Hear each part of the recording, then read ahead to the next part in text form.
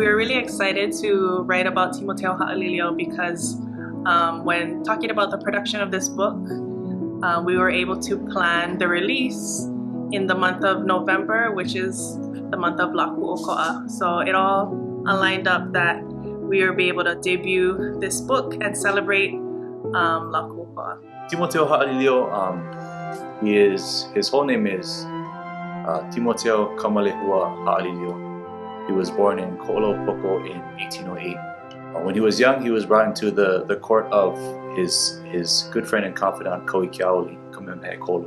And after he had assumed some positions in the government, he was asked to go on this trip following gunboat diplomacy.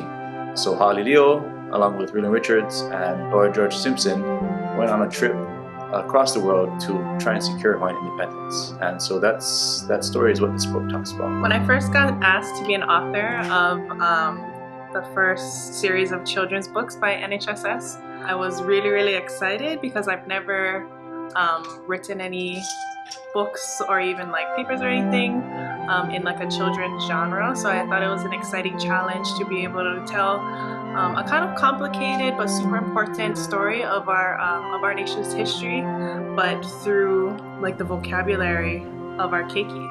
Initially, I wasn't sure that a story of this magnitude could be put to such simple words, being that it was meant for children. Over the span of working on it, I was able to kind of deduce it to a way where I felt comfortable,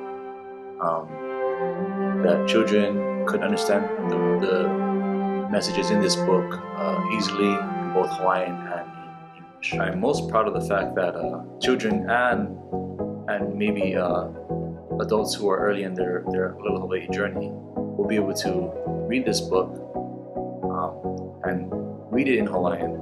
But if they need English, the English is there to be a crutch. What I'm most proud of about this book is the archival element that we put in. Even though it is a story for little kids, for keiki, we do try to include actual documents from the archive that we have come across in our research. And it was actually through my research on Timoteo that I kind of was able to start down on a path of becoming an information professional. This book kind of encompasses the whole of NHSS in that it was done very academically, the initial research projects, but it was reduced to this form which caters to children. So it really caters to the entirety of NHSS's demographic. Scholarly research projects and all of those resources had been reduced to this children's book here. So as far as children's books go, I'd say that it's a pretty unique process of reducing rather than telling a story that might pique children's interest. This is a story that almost wouldn't otherwise. It's still pretty surreal, like having my name on the book and just being a part of that group of people who made this happen it's still surreal. It's kind of trippy having something with my name on it. It was awesome to be able to work with Kamaehu Marati because he was really flexible in kind of working with us and in our vision, because this is all of our first time as students being able to author a book. Seemingly they reached out to me at the end of last year, and it sort of came out of nowhere. It was like an opportunity I was looking for but not sure where to pursue. And then both Nalani Bulitsky and Kanoi, they reached out to me via email and asked if I'd be interested in this project.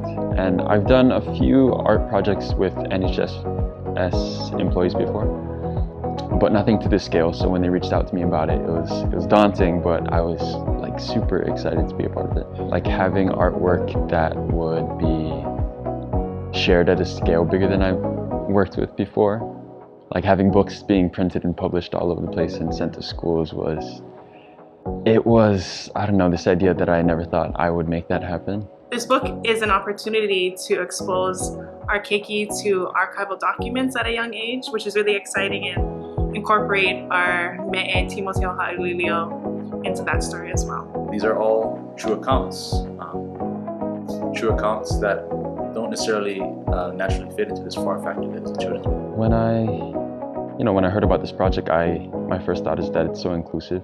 Like oftentimes we're very limited as far as children books go, and it's really cool to see like an increase in children's books or keiki books that are in Olelo, that have Olelo incorporated, that have Hawaiian history incorporated, and kids that can look at the books and see people and characters that look like them, or that look like their ohana and their kupuna and stuff. While reading this book, we hope that Keiki and Makua are able to bond over the story of Timoteo Haʻalilio and be able to celebrate not only Lakuoko'a but our Hawaiian kingdom. Just knowing that this story will be accessible to those children and the families of those homes is surreal to see.